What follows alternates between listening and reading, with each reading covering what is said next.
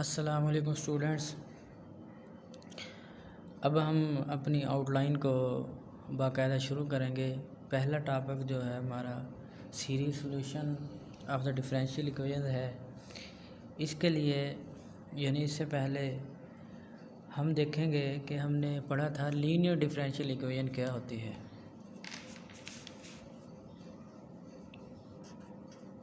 Chapter number 10 वगैरह में हमने लीनियर डिफरेंशियल इक्वेशन को डिस्कस किया था।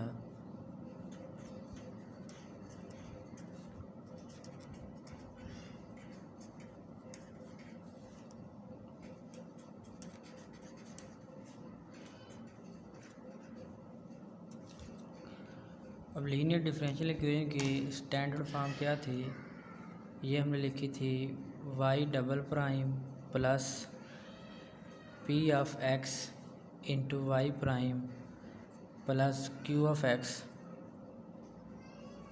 y is equal to zero. ये चीज़ हम ऑलरेडी स्टडी कर चुके हैं डिफरेंशियल इक्वेशन 1 के कोर्स में। अब आज का जो हमारा काम है इस वीडियो में वो ये है कि एक क्वेश्चन है। For example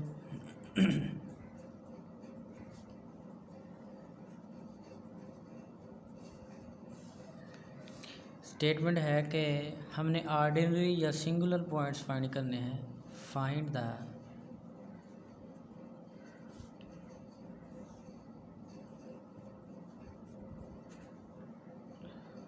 ordinary points of the following differential equation, which is x square minus 1 into y double prime plus 3x y prime plus x plus 1 into y is equal to 0। ये differential equation है जी, और इसका हमने इसके ordinary points और इस तरह singular points देखने हैं कि क्या होंगे। अब ऑर्डिनरी या सिंगुलर पॉइंट्स फाइंड करने के लिए हमने कहा कि डिफरेंशियल इक्वेशन जो भी गिवन होगी उसका स्टैंडर्ड फॉर्म में इस फॉर्म में होना ज़रूरी है। अब इस इक्वेशन को देखें तो ये स्टैंडर्ड फॉर्म में नहीं है। पहले हम इसे स्टैंडर्ड फॉर्म में कन्वर्ट कर लेते हैं।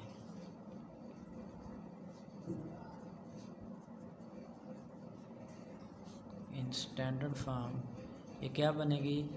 स्टैंडर्ड फॉर्म ये है, यानी सिर्फ सेकंड डेरिवेटिव हो और y फर्स्ट प्राइम यानी फर्स्ट डेरिवेटिव के साथ जो भी आएगा वो p ऑफ x होगा और y के साथ जो भी आएगा q ऑफ x होगा।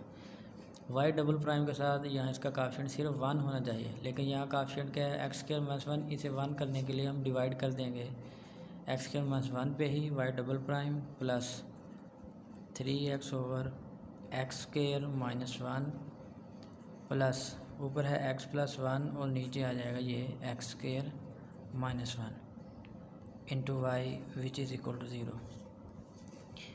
अब यहाँ आएगा y prime.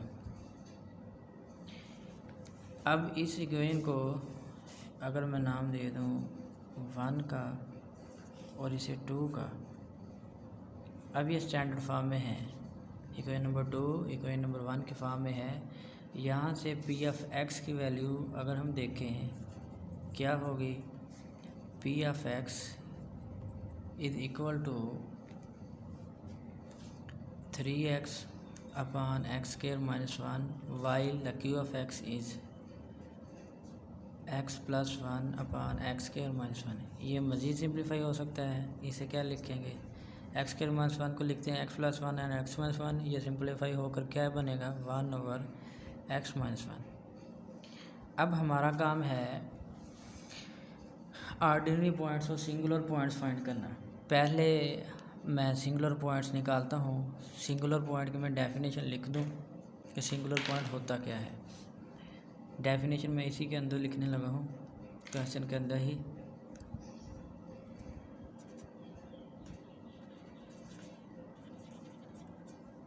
Singular point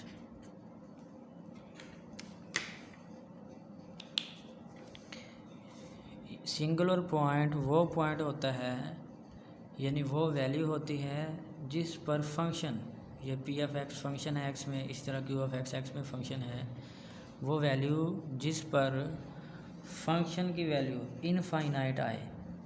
definition होगी the value at which F, और अब यहाँ हमारे पास एफ की जगह पी एफ एक्स है, the value at which F is infinite then that value is known as singular point. अब अगर पी एफ एक्स और क्यू एफ एक्स को चेक करें तो हमें पता चलेगा कि पी ऑफ एक्स किस किस वैल्यू पे इनफाइनाइट है। पी ऑफ एक्स की हम डिनोमिनेटर में अगर 1 पुट करें, P of X is equal to 3 into 1 over 1 का स्केयर 1 माइनस 1, तो ये वैनिश होगा, यानी अनडिफाइंड बन गया। सिमिलरली क्यू ऑफ एक्स में और पी ऑफ एक्स में अगर -1 पुट करके चेक कर लें, पहले 1 किया, अब -1 पुट कर लें, -1 का स्केयर भी 1 रहेगा, तो इस पर भी ये अनडिफाइंड आ जाएगा। इसके बाद अगर क्यू ऑफ एक्स को चेक करें तो क्यू ऑफ एक्स क्या है, अगर हम 1 पुट करें 1 माइनस 1, ये भी अनडिफाइंड हो जाएगा। इसका मतलब ये हुआ कि at X is equal to +1 और -1 पी ऑफ एक्स वैनिशेस, यानी पी ऑफ एक्स हमारे पास अनडिफाइंड हो जाता है, ये डिनोमिनेटर वैनिश हो जाता है। 1 पुट करें या -1, अब 1 या -1 पुट करने से पी ऑफ एक्स अनडिफाइंड यानी इनफाइनाइट वैल्यू देता है। तो इसका मतलब ये है कि +1 और -1 हमारे क्या हुए, सिंगुलर पॉइंट्स हुए। सिमिलरली क्यू ऑफ एक्स में ये जो डिनोमिनेटर है, यहाँ अगर हम 1 पुट करें तो ये डिनोमिनेटर वैनिश हो जाता है, और क्यू ऑफ एक्स क्या वैल्यू देता है फिर, इनफाइनाइट। इसका मतलब है कि 1 फिर क्या हुआ हमारे पास, सिंगुलर पॉइंट। सो हम लिखेंगे कि x is equal to +1 and -1 are the singular points। अब इसके बाद आर्डिनरी पॉइंट की बात करें,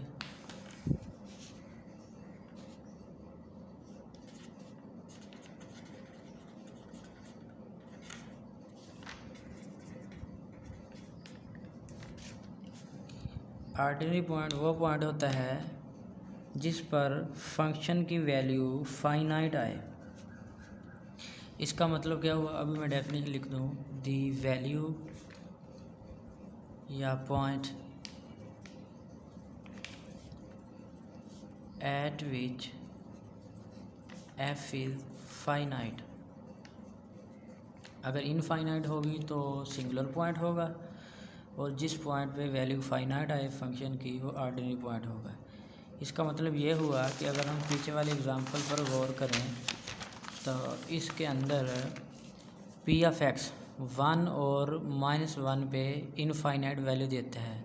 1 और -1 के अलावा तमाम रियल वैल्यूज़ जितने भी आर होंगे, रियल नंबर्स होंगे, उन सभी के लिए पी ऑफ एक्स हमारे पास फाइनाइट ही आएगा।